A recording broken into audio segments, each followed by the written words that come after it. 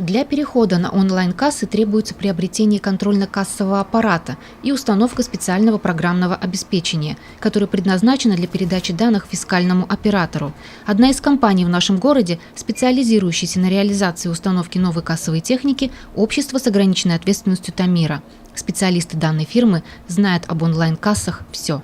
Наше преимущество – это широкий ассортимент кассового оборудования на складе. Сейчас в наличии модели от бюджетных по 19,5 тысяч рублей до моделей премиум-класса за 35 тысяч рублей. Есть в наличии эваторы, это умные онлайн-кассы, которые сразу содержат в себе как кассовый аппарат, так необходимое программное обеспечение и компьютер.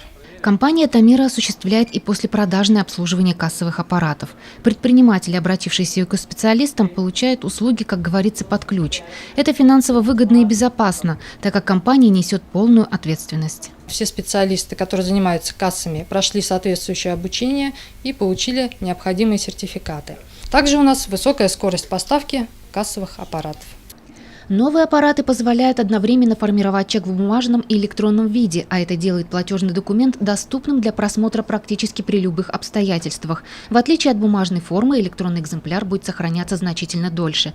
Переход на применение онлайн-кассы позволит снизить количество выездных проверок, что станет дополнительным преимуществом для представителей бизнеса. В результате предпринимателям не придется каждый год регистрировать контрольно-кассовую технику. Достаточно будет единожды поставить на учет технику нового образца. Соответственно, для бизнеса сокращается и количество посещений налоговой инспекции.